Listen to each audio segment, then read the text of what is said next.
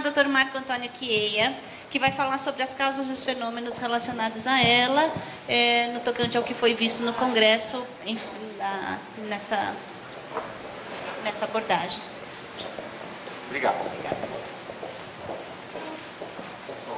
Só subir um pouquinho mais. Bom dia a todos. Mais um ano, eu estou aqui no final do ano para falar um pouco sobre um assunto que eu acho que é o mais árduo aqui, o mais difícil da gente ter conhecimento ou passar o conhecimento para vocês. Porque nem até hoje a gente não encontrou a resposta. Existe uma causa para a esclerose lateral amiotrófica? E os efeitos da nossa vida cotidiana? Existe algum efeito da nossa vida cotidiana, da vida que a gente levou, os efeitos das atividades físicas, dos hábitos de vida que nós tivemos para promover a lesão do neurônio motor? Existem pesquisas e como esses atos e como as causas existentes na nossa vida, na nossa herança genética, estão levando à doença. Aqui eu estou trazendo na íntegra o que a gente teve de atualização do último Congresso Mundial. Muitos dos slides estarão em inglês, grande maioria deles, e eu vou tentar traduzir para vocês, vou tentar explicar para vocês mais ou menos como tudo isso ocorre, e depois as dúvidas a gente vai tentar tirar da melhor forma possível. Tá ok? Bom, a cidade de Boston é uma cidade especial. É uma cidade que é feita de lutadores, de imigrantes, de irlandeses principalmente, a cidade onde se inventou o basquete. Por isso que ela tem um know-how todo especial com relação à educação também. Nós temos 4 grandes universidades dentro da própria cidade, nós temos times de basquete campeão, como o Boston Celtics, temos times de futebol americano campeões, e por isso o Congresso foi muito frutífero a respeito disso tudo. E nós começamos com uma aula muito importante do Dr. Rosenfeld, que ele falou assim: como que nós vamos definir a doença do neurônio motor? Como que o médico tem que agir a respeito disso? Nós temos que determinar, saber que a doença do neurônio motor, esclerose lateral amiotrófica ou uma doença do neurônio motor, é sempre muito heterogênea, é sempre muito variável. Ela pode ser variável clinicamente, geneticamente, as imagens, o diagnóstico de imagem é diferente, os marcadores bioquímicos, a gente não tem um diagnóstico de precisão com até um exame bioquímico. Então, nós temos uma doença, uma síndrome muito diversa na nossa mão. E ela também é uma doença que está associada a múltiplos fatores causais, tanto externo como interno, como o próprio neurônio. E também uma mistura de síndromes neurológicas, do neurônio motor inferior e superior, desde uma espasticidade, desde um membro mais rígido, uma dificuldade de alongamento, até uma atrofia, fasciculação. E a esclerose lateral amiotrófica, na verdade, ela está na mistura de duas síndromes, do neurônio motor superior e inferior. Vem a espasticidade, vem a dureza, a rigidez, associada com atrofia, fasciculações e fraqueza. Mas também temos síndromes que dão puramente atrofia e fraqueza, e síndromes que também só temos espasticidade, e aí a doença do neurônio motor acaba coincidindo com uma variedade clínica muito importante. E alguns tipos de doenças clínicas começaram a aparecer, começaram a ser delineadas, como a paralisia bulbar progressiva, que começa pela fala e deglutição, como a esclerose lateral primária, em que só temos doença do neurônio motor superior, com evolução longa, atrofia muscular progressiva, como eu citei aqui, que é uma doença de evolução longa, que não tem dureza, só temos atrofia, não temos espasticidade, temos uma doença que só temos atrofia e fraqueza em membro superior, chamado flail arm, e as pernas costumam ficar rígidas, e a flail leg, que mesma coisa, só que de uma forma contrária. As pernas estão mais fracas, atróficas, e os braços estão mais espásticos e rígidos. Então, são síndromes clínicas que o neurônio motor apresenta. Uma variabilidade clínica importante. Daí, uma doença heterogênea, variável. E aí, a variabilidade continua muito grande. Por quê?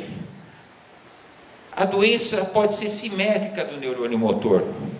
Em alguns casos, ela sai daquele degradê da esclerose lateral amiotrófica. Então, ela pode ter início bulbar ou nos membros, ela pode ser do neurônio motor superior, inferior ou ambos, ela pode ter progressão rápida ou lenta, ela pode ter associada a alterações cognitivas ou não, ela pode ser localizada em um membro ou generalizar-se de forma rápida, ela pode ter associações com mutações, alterações genéticas claras ou não. Então, quando nós definimos, ou quando nós temos um caso de doença do neurônio motor, a gente tem que caracterizar tudo isso.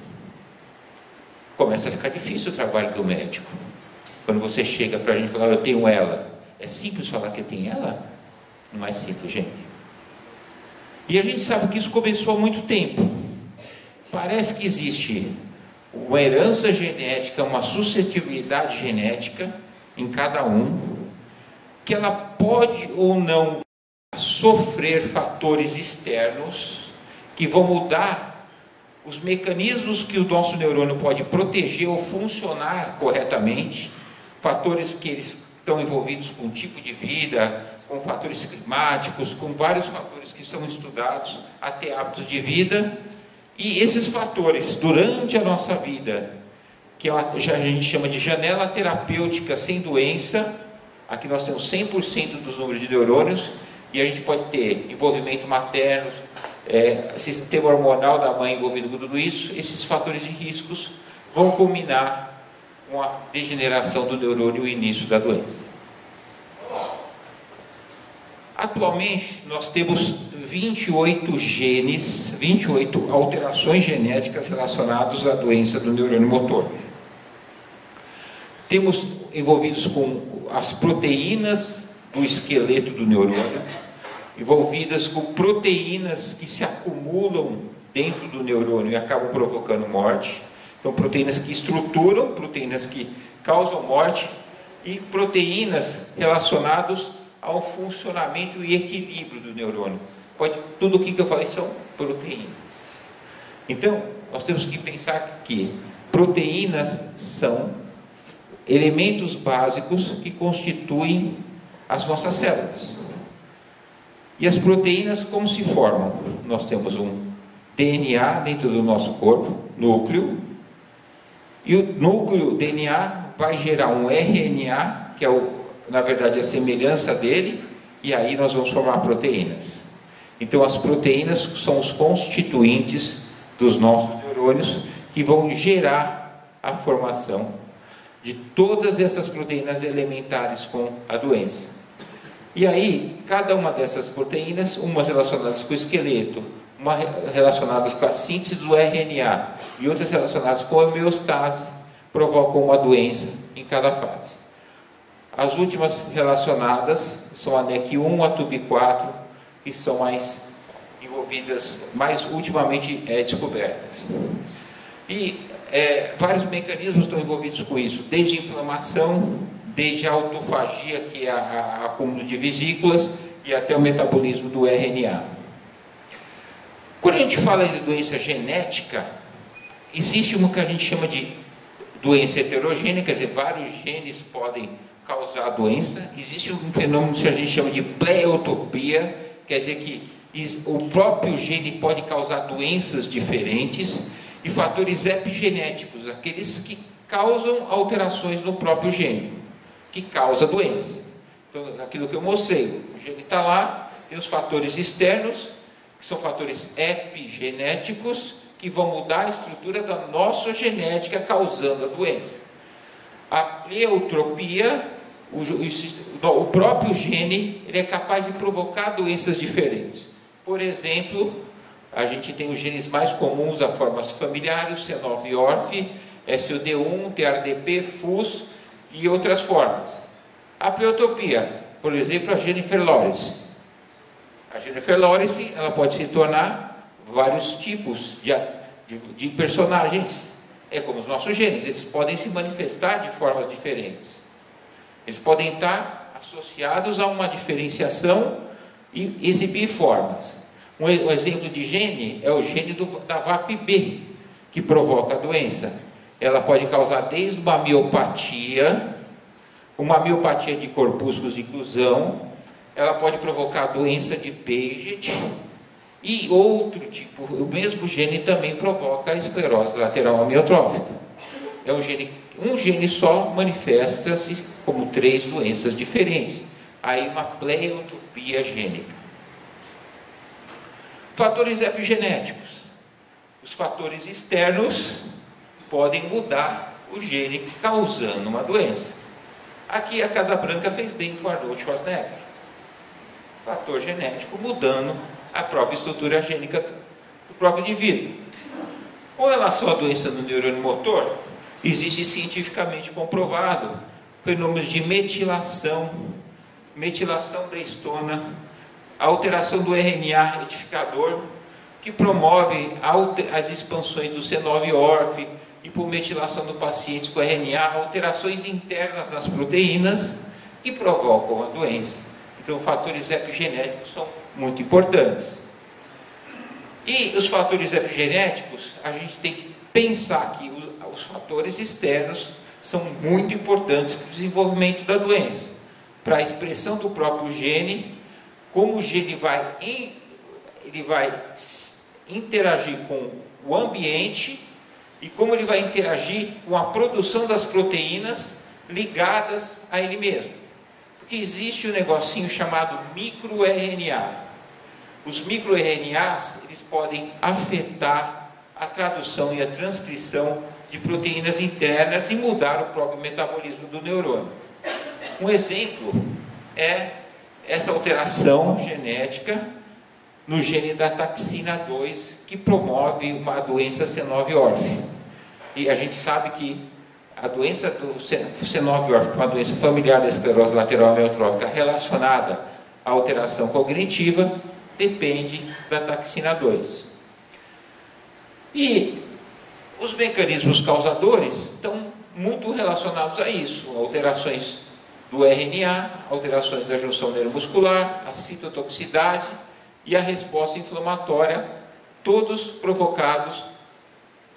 podem provocar alteração, podem ser provocados por essa alteração desse microRNA, né, e provocar uma patologia celular. Um exemplo de tudo isso, ou reunindo tudo isso, é que o neurologista ou o médico que cuida de tudo isso tem que olhar tanto nos mecanismos possíveis causadores da doença, tanto na possível heterogeneidade da doença do neurônio motor, e tanto na possibilidade do mecanismo genético que está envolvido da doença, para determinar se o paciente vai ter uma melhor ou pior progressão, e determinar se realmente nós vamos ter uma doença do neurônio motor. E saber que existem riscos externos, como radiação, infecção, contaminação química, riscos internos, como alterações endógenas nos hormônios, no próprio metabolismo do corpo, inflamações que levam à própria doença, e até fatores externos, como o educacional, estresse na vida moderna, o clima, o cigarro, por exemplo. E esses fatores têm sempre envolvidos um negócio chamado microRNA intracelular, e esse microRNA intracelular provoca alteração metabólica causando a doença. Um exemplo aqui é o tabagismo. O tabagismo, ele muda a grade de evolução de doenças. Ele pode ser tanto um fator deflagrador, um fator importante, como um fator que predispõe a um pior prognóstico. Quem começou a estudar isso foi esse cara chamado Chris Wald. Ele fundou esse estudo de ciência de exposição na Holanda. Hoje é um estudo difundido em toda a Europa, com mais de 7.000 pessoas, e ele estuda os fatores externos. E pensando mais nisso tudo, nós temos que saber quais realmente são as proteínas envolvidas, para nós entendermos um pouco mais do que nós vamos estudar. sabemos agora que a exposição é importante, sabemos que temos proteínas para cuidar, e agora chega uma parte um pouco mais, que já parecia um pouco complicado, mas assim, a gente tem que... Então, o que acontece com os cientistas? O que acontece com as pessoas que muito entendem, que tentem nos explicar o que acontece com a doença? Eles levam os trabalhos deles. E assim, são trabalhos que mostram uma grande diferença do que a gente tem em alguns centros no mundo. Por exemplo, essa cientista, a Marta Wenbierskis, ela ganhou o prêmio Paulo Gontijo, que é um prêmio dado por um trabalho científico com maior impacto no Congresso Mundial, e ela conseguiu provar a relação, na verdade ela estava testando a relação do C9 órfica, que é a mutação que causa a forma familiar do C9, e a variabilidade patogênica dessa relação. E ela encontrou que os agregados proteicos da C9orf estão relacionados a uma doença leve ou uma doença moderada, quando nós encontramos alterações desses agregados, principalmente relacionados no cerebelo. Quando relacionados a essa expansão, estão relacionadas a outros locais relacionados ao trato motor, que é o trato envolvido com a esclerose lateral, nós temos um pior prognóstico. E quando nós temos no cerebelo, nós podemos fazer um teste até com antissense, que são aqueles bloqueadores de DNA, que são as novas terapias da doença. Eles têm uma melhor acessibilidade e progressão. Esse foi um fator importante e parece que é um foco de tratamento genético futuro para a doença. E ela conseguiu essa repetição e também encontrou que existe uma evolução pior quando nós temos fatores pleiotrópicos associados àquela taxina 2, como eu comentei anteriormente. Existem alterações, a chave de agregação da proteína TADP43, que mostra importante reação na célula. A TADP43 é uma proteína antiga, já descoberta, e ela provoca mais alterações citoplasmáticas e núcleos, e a presença da proteína também já foi comprovada como uma aceleração e evolução da doença, mas essencialmente ela está relacionada, e aqui provando, que é o transporte de grânulos citoplasmáticos. A TDP43 a gente pensa que era uma proteína que só não funcionava e se agregava no núcleo e matava a célula, mas ela é responsável por transporte de grânulos e vesículas, e se a gente não tiver isso, a gente acaba matando o neurônio.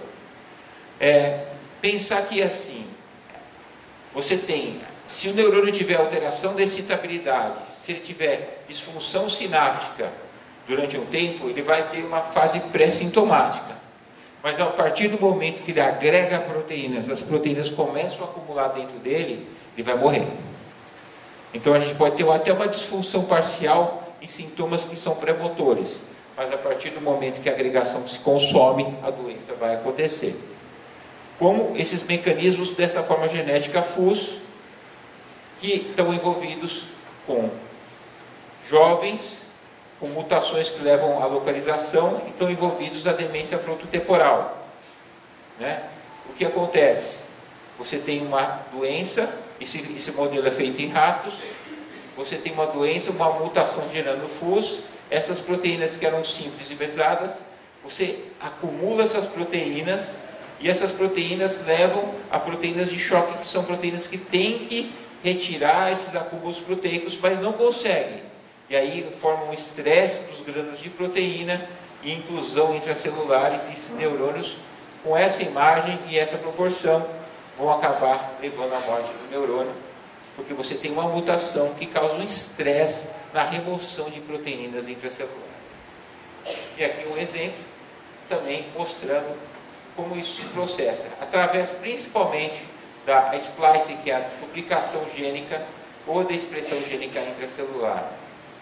Se você tiver uma alteração parcial, você pode ter uma doença parcial e ter envolvimento cognitivo associado.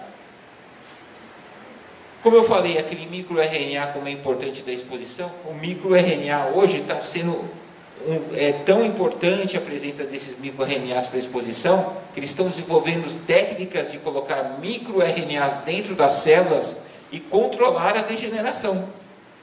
Você pode deslocar o envolvimento de uma célula, deslocar o próprio evolução de uma doença e provocar uma doença mais leve, se você controlar.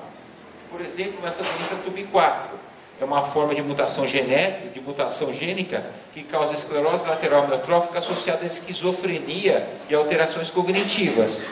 A inclusão desses microRNAs dentro não vão causar um defeito tão grave no microtúbulo, como essa na TUB4, mas causa um defeito leve. E aí você pode ter só uma neuropatia, uma neuropatia leve e atrofia com uma atrofia muscular espinhal. Aí é uma coisa importante também, essa alteração.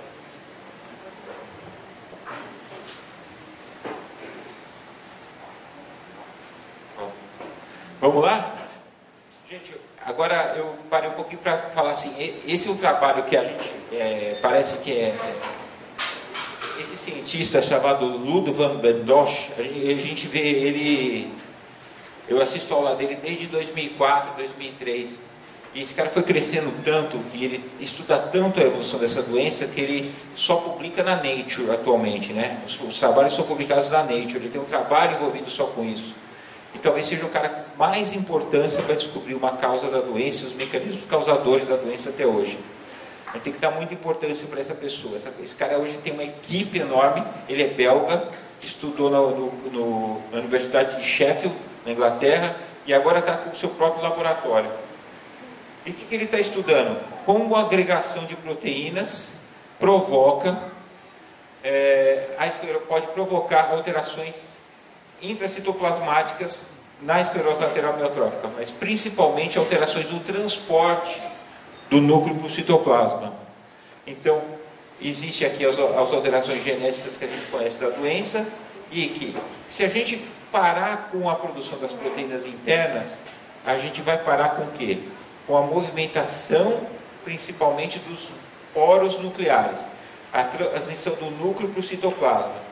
Existem proteínas ancoradinhas aqui, que levam essa tradução aqui, que transmitem essas alterações, os materiais do núcleo para o citoplasma. E essas proteínas param de se formar. E esses poros também são afetados se você não tiver uma mitocôndria, que é a célula que produz energia, o órgão que produz energia, bem funcionante. E parece que esses mecanismos, o poro nuclear, que é o transporte do núcleo para o citoplasma, é um dos mecanismos principais causadores e na progressão e na evolução da degeneração dentro da ELA. Por quê? Ele estudou a forma do C9orf, que é a forma genética. Reparem bem, toda vez que a pessoa vai estudar, ela vai estudar uma forma genética, porque ela já sabe qual que é o mecanismo que causa a doença, né? Não vai estudar nas formas esporádicas, que não tem forma familiar, porque é muito difícil você encontrar um mecanismo. Então ela vai estudar na forma C9orf. A forma C9orf, o que acontece? Você tem um aumento do cromossomo 9, um aumento da expansão das bases nitrogenadas que formam o seu RNA. E aí vai acúmulo de proteínas. E você acaba acumulando proteínas que provocam vários tipos de lesão. Só que aí você muda o acúmulo de peptídeos por repetição de proteínas. Então aqui, na hora que você tem que juntar 3, você aumenta proteínas duplas. Essas proteínas duplas, junto com esse arginina aqui, provam que o fluxo do núcleo para o citoplasma da célula, o transporte de nutrientes do núcleo para o citoplasma, a mensagem para a produção de proteínas essenciais para a formação dos mecanismos do citoesqueleto, para o metabolismo celular, acaba piorando muito e provocando a doença. Então, tudo que está envolvido com o fluxo núcleo citoplasmático, o transporte intracelular, parece ser causador ou propagador ou deflagrador da própria doença. E aí, ele também estudou esses dipeptídeos relacionados ao estresse dos grânulos, porque se você não tem transporte, o que vai acontecer? Os grânulos acumulam nas células, e os grânulos acumulando, vai haver um estresse para tentar remover. E esse estresse também é causador de doença. Estudaram isso na Zenove-Orff, e esses contenflus também provocavam um aumento do estresse e o aumento de reação para a degeneração. Então, intrinsecamente, as desordens das proteínas e as transições, a presença dessa arginina e essas dipeptídeos estão relacionados ao acúmulo de proteínas e de estresse de grânulos citoplasmáticos e o desenvolvimento de doenças, principalmente relacionadas às formas demenciais. Bom, esse fluxo núcleo citoplasmático, esse transporte também está envolvido nas outras formas da C9-ORF e a organização genômica, e também relacionada à taxina 2, que é aquela outra mutação que a gente encontrou. O defeito também está relacionado com a alteração da demência frontotemporal, como a gente publicou, quando a gente viu nesse artigo aqui. E quando a gente quer, como que a gente faz um modelo genético? E aí eu tento explicar para vocês, porque muitos de vocês esperam uma droga que funcione. Aí eu expliquei para vocês aqui um mecanismo, que é o mecanismo do núcleo para o citoplasma, que é a agregação de proteínas, que é a função do transporte celular, que é importante da função da exposição externa. Tem um mecanismo genético e tem um mecanismo externo. Como a gente espera que uma droga funcione? Será que os mecanismos, os testes estão sendo feitos de uma maneira correta? Então, esse trabalhinho é simples, mas mostra como a gente tem que tentar evoluir ainda com relação ao como se tratar. A gente trata todos os pacientes desenvolvendo uma medicação. Esse trabalho aqui, ele tentou separar pessoas em formas genéticas diferentes, como a gente sabe que tem a forma SD1, TB1 está envolvida com inflamação, a TUB4 está envolvida com transporte axonal, o outro gene da C9-ORF com alteração de autofagia, disfunção mitocondrial. O que ele fez? Ele transformou grupos genéticos e deu uma medicação para ver a evolução, o teste genético com formas genéticas diferentes. Será que uma droga pode agir diferente em formas genéticas diferentes, em mecanismos diferentes de doença? E o resultado é assim.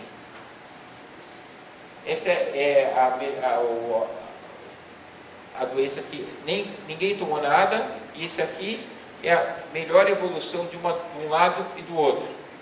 E a gente sabe que quem tem esse genótipo UNC13A, que é um carreador de cálcio, ele tem uma melhor resposta a um tipo de terapia de quem tem outra forma de genética. Então os trabalhos eles têm que ser feitos especificamente para cada subtipo. Eu acho que o trabalho individualizado hoje, com a evolução genética que a gente tem, eles vão ter que começar a ser diferenciados. Esse trabalho implica muito isso. A gente teve também trabalhos relacionados a biomarcadores. A gente quer ter um exame até hoje que fala assim, ó, faz o diagnóstico, você tem esclerose lateral amiotrófica. Né? A gente quer muito ter isso. Esses neurofilamentos de cadeia leve, que podem descobrir isso na fase de risco, na fase pré-sintomática, estão sendo estudados. O estudo foi feito tanto nessa fase como na fase de acompanhamento. E o que a gente sabe hoje é que neurofilamento, que é o resíduo de quebra proteica, de quebra celular, ele funciona para progressão, marcar progressão, e ele pode estar aumentado na fase leve. Só que outras doenças demenciais também têm neurofilamento, Alzheimer, Parkinson. Então é difícil a gente comparar se ter um marcador hoje funciona para uma doença tão heterogênea, com tanta variabilidade genética. E se a gente for estudar o genoma, por exemplo, esse estudo que foi feito na Inglaterra, eles captaram 270 genes, 26 genes conhecidos como esclerose lateral amiotrófica, 147 RNAs que estão associados a alterações, proteínas acumuladoras, com mecanismos relacionados a prion. 103 pacientes, eles descobriram alterações genéticas novas e mutações novas relacionadas a C9-ORF, e tem essa mutação nova do LP33, com várias alterações, quer dizer, as formas familiares estão evoluindo, descobrindo ainda mais genes que a gente não consegue encontrar. Por exemplo, essa proteína PRLDS, que é uma proteína nova e que afeta pacientes jovens causadores da esclerose lateral, e a identificação desse gene, que é o ARPP21, que é o novo gene candidato relacionado ao metabolismo de proteínas, ao acúmulo de proteínas de glutamato, que até o Obama chegou aqui e deu um bico para a gente falando que existe uma mutação nova relacionada a ela e que pode estar afetando tanto na restrição muscular e a complexidade do gene. Dando só as últimas informações, que eu já disse bastante coisa, que está todo mundo vendo que cada vez fica mais difícil, bolsou de coisas muito importantes. Então, um recado que eu achei coisas assim interessantes para a gente falar é que o hipermetabolismo, depois a Cristina vai falar mais para frente, ele pode ser causador de muitas doenças, mas o hipermetabolismo é causador de grande morbidade na esclerose lateral amiotrófica e o aumento de mortalidade. E esse trabalho foi feito, já é provado que o hipermetabolismo é um fator de mortalidade, em esclerose lateral amiotrófica, e de morbidade a gente não teve um estudo tão importante. Mas o que a gente encontrou nesse estudo, que avaliou a massa nutricional dos pacientes, a evolução dos pacientes, a capacidade respiratória dos pacientes, é que o aumento do metabolismo provocado pela doença, o gasto energético, a deficiência nutricional, a constituição de massa corpórea evolui insatisfatoriamente, com grande risco de morte, e principalmente afeta a musculatura, causa a morte do neurônio motor inferior.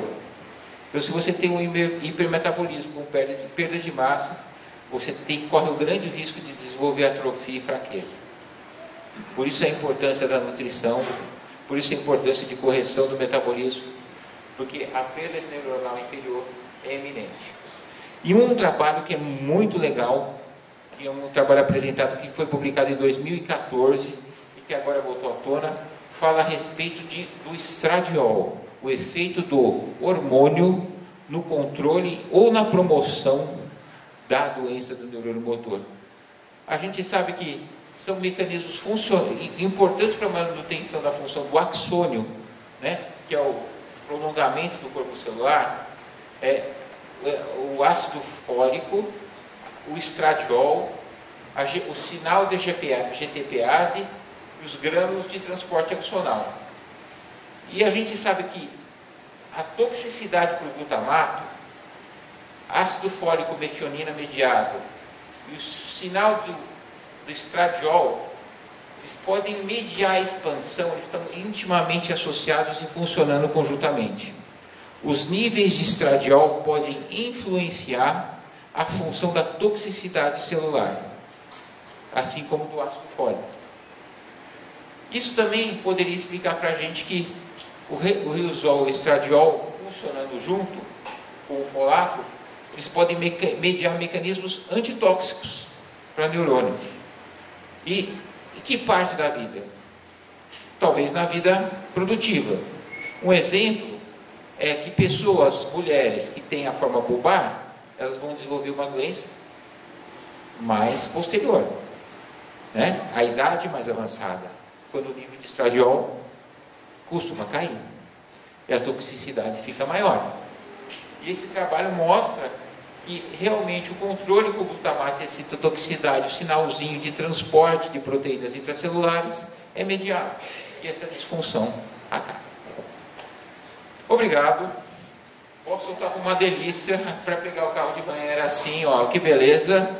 Só com pá de gelo, mas valeu para a gente tentar dar umas informações para vocês. Informações que são um pouco mais complicadinhas, mas a gente vai tentando acoplar no dia a dia para desvendar essa doença que é uma luta para todo mundo e a gente está sempre junto com vocês. Obrigado pela atenção.